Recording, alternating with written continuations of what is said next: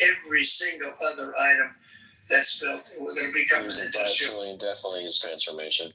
Today is. In fact, I'm going to find out. I'm going to get a tape, and Bruce, I'm going to get that tape, and I'm going to send it to you out in Long Island, and you're going to play it for the people and all your union workers and your non-union workers out there. You got a pretty even split. But we have, so far, it looks like we're going to have about $6 trillion of investments, and you wouldn't do that in years in this country over the last number of years. $6 trillion, and that's going to be much higher by the end of the year. And think of what $6 trillion is. You wouldn't have even a small percentage of that under this other system. We're going to be an entirely different country, and it's going to be fantastic for the workers. It's going to be fantastic for everyone. There will never have been a transformation. The S&P is down 4%. That's already happening in the United States of America. It's an incredible thing to watch, and it's incredible to meet with the top people that you read about, very wealthy people, or people that are great managers and executives and presidents of big public companies, and to watch the enthusiasm they have now that they didn't have. They gave up on our country. Oh my God. They built.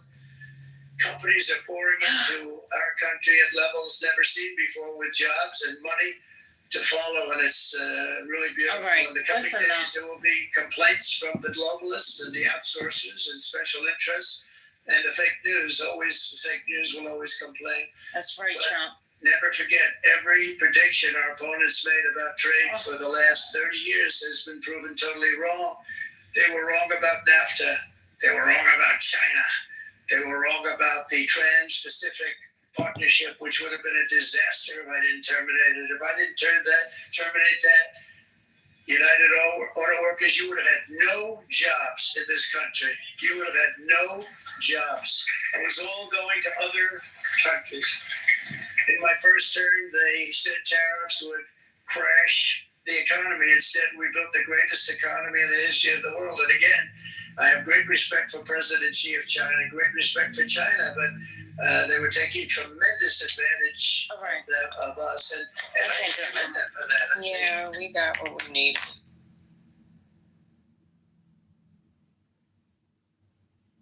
Cannot wait for maggots to get pork. Can't wait. I put this in the chat, but taking credit for large companies investing in their growth is like taking credit for the sun rising because you said that you were going to make more income the next day. You know what you're getting into. With hundreds of offers, Credit Karma curates relevant options for you. Down. Those factories will be knocked down, and they're going to have brand new factories built in their place. They're not only talking about renovating, they're talking about brand new, the best anywhere in the world, the biggest anywhere in the world. I have a friend who builds car plants, and I said, I want to see the biggest and the best. He said, well, we have to go to Mexico. I said, no, I want to see it in the United States. He said, we're not building them in there. This is a year and a half ago during the campaign. He said, we're not building it. You'd have to go to Mexico. When I was starting to decide to run, and I went to number one in the polls very rapidly, let's say in the first hour, and then shortly thereafter, it looked like I was going to win, and the fake news was saying, "Oh no, don't do this." What they don't know is if I didn't win, they would have really been in trouble because nobody wants to read them anyway.